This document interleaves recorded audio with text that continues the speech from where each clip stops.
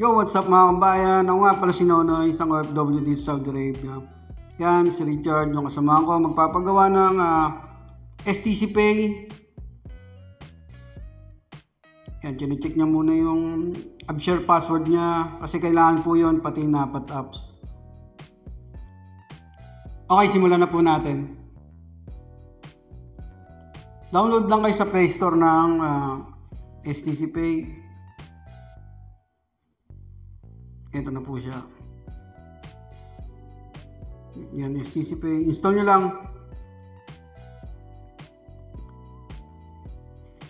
Habang nag-install yan, pwede nyo na rin pong i-download yung Napat. Search lang natin, Napat. Ayan po siya, Napat. Install nyo rin yan. Kahit yung AppShare, hindi nyo na-install. Pagtapos na, buksan nyo yung STC Pay. Next nyo lang yan. Next nyo lang po yan. Get started, click nyo. Lagay nyo na po yung mobile number na gagamitin nyo. Dapat po yung mobile number na yun, yun po yung nakaregister sa AppShare nyo. At kahit anong network po pwede. Ito, friendly po siya. Click nyo yan, tapos continue. Nagsasend ng OTP sa mobile number nyo. Yan, ano naman yan, ikama sa ka-birthday. Ganyan lang details. Tapos click nyo yung continue. Enable nyo lang yung location. Allow while only using this app. Tapos continue ulit. Gagawa na po kayo ng passcode nyo dyan. Tandaan nyo po yan. May instruction po sa passcode. Hindi po pwede yung mga inuulit katulad ng 11 at 22 at 33. At saka yung magkakasunod 1, 2, 3, 4, 5, 6 mga ganon. Iwasan nyo pong maggawa ng passcode na ganon. Yan, pag nag-green na lahat yan, okay na po yan. Ulitin nyo lang.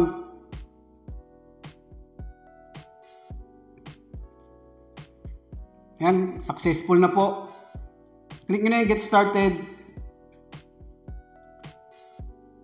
Account verification na po tayo. Click nyo na yung verify now. Magbe-verify na po tayo sa Napat. Click nyo lang yung continue. Yan, tandaan nyo po yung number niya yan. Ima-match nyo mamaya sa Napat apps yan. Click nyo yung open Napat app.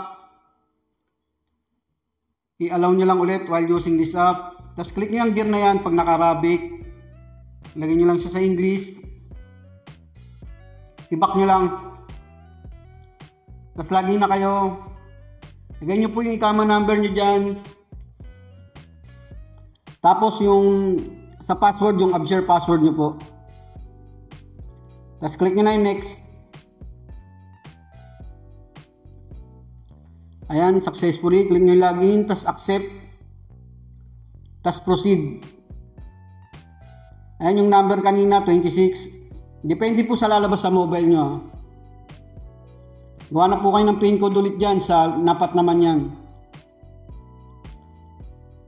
Tandaan nyo lang po yung ginagawa nyong pin code. Tapos mag-i-scan na po kayo ng mukha nyo. Ayan, success na po yan. I-close nyo lang yung Napat app. Tapos balik kayo sa STC Pay. Ayan, okay na po siya. Click nyo lang continue. Magbe-verify na po tayo ng profile information natin dyan. Click nyo continue ulit. Yan, customer information, mga personal details nyo lang po yan. Email, salary, tapos select country of birth. Yan, employment status, tapos employer name nyo, tapos position. Itong sa baba, yung question po dyan, lagay nyo lang po yan sa no. Yan, pag okay na, review nyo lang.